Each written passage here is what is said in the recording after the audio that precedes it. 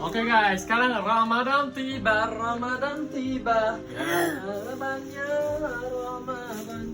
marhabannya Ramadan. Mana pisau Dan? Kita nak awal hidup ni. Ada apa-apa? Ni betul tak? Betul. Tidak. Oke, bismillahirrahmanirrahim.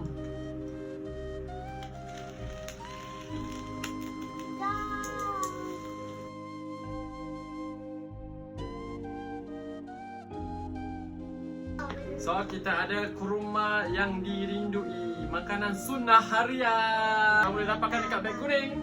Bye. Kalau kau kita apa? Makan. Satu je. Ya, kita rasa sikit. Soal satu. Jangan basi. Rasa dulu. Bismillahirrahmanirrahim. Surah. Bismillahirrahmanirrahim. Allahumma barik lana fima razaqtana wa qina adzabannar. Amin. Semoga makan sihat selalu. Manis sikit. Tunjuk atas cakap apa? Rasa apa?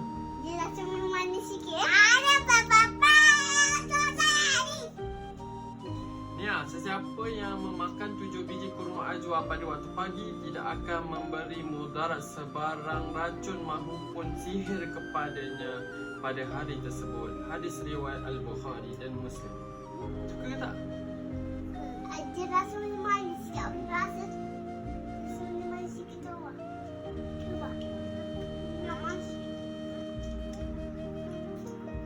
Beg kuning guys. Assalamualaikum. Sudah ada manis sikit Ada tak kat bajan?